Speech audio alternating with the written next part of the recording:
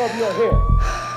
Who taught you to heat the color of your skin to such extent that you bleach to get like the white man? Who taught you to heat the shape of your nose and the shape of your lips? Who taught you to heat yourself from the top of your head to the soles of your feet? Who taught you to hate your own kind? Who taught you to hate the race that you belong to?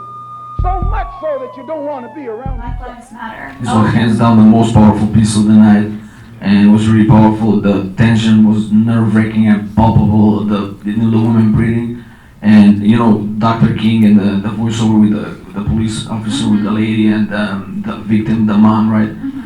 It was really powerful, and the music and the choreography and everything, the dancers, just my hat off to the filmmaker, just really powerful. Yeah. So I thought this film was pretty powerful.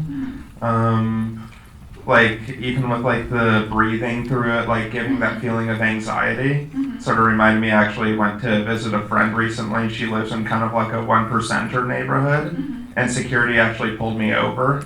So I was glad my white friend was with me because he was not listening to what I was saying. It was really unsettling. So it just sort of that constant fear, like that anxiety, like I felt like that film really conveyed what it's like to be black in America. And also one thing I caught that I really enjoyed, well, not the right word, appreciated, was when there were clips of like a police altercation, the choreography was going in reverse, like we were going backwards. But whenever something that was being said that was really progressive and calling for change, then the choreography, the dancers are moving forward.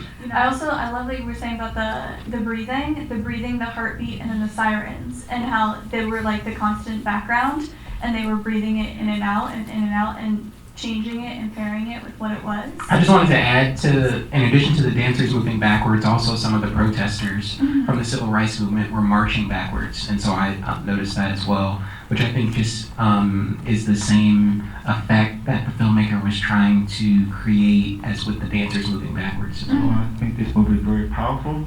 It made me feel some type of way as being a black person and living in a society where this is happening, and it's been going on for so long, it makes you feel some type of way, and if you don't have a conscience, then in my eyes, it's like you're part of that society that's numb and stuck in the matrix. So I applaud the director for continuing to shine light on this. And I know one of the films, it showed change is possible, which it is, but you have to go on board to understand what's going on, to relate to what is happening in the world. And if you don't, then it's like... Yeah, you can't have your head buried in the sand if change is possible. Exactly. Thought this was a very powerful piece. I related to it.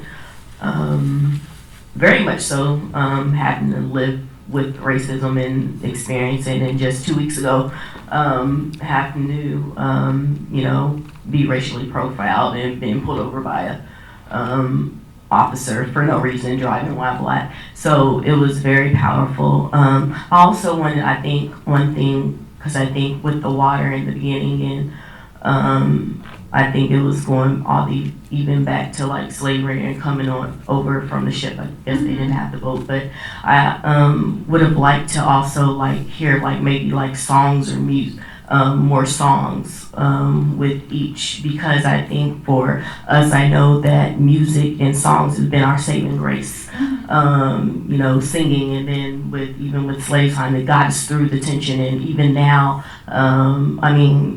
throughout each century and generation, that's been our saving grace. So I would have liked to have that in the background as well, with the MLK and. With the speech, and also the officer was Sandra Bland, hearing that whole incident and everything. But this is one of the most powerful pieces to me. I agree that there could have been more music to make it more dramatic, because it was pretty, exactly. And I'm from Africa, South Africa myself too, and I think music obviously came from Africa, and so back then the slaves, they used the music to, I guess, it was one way in which they could free themselves, and because they were trapped, and so they would, just sing together, big choirs. Even back home, there was no instrumentation, just actual real voices. That was great. I also felt the artist in the beginning, she was very beautiful, so you could not notice her. She's just so stunning, going through her motions, pain, quietly. And I also think that we all need to decode ourselves. These are just shells who've come in, we've showed up in this life form as humans.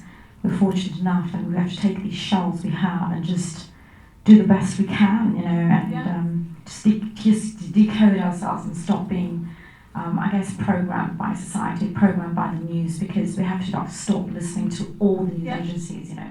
Anyways, that's my 2 pence.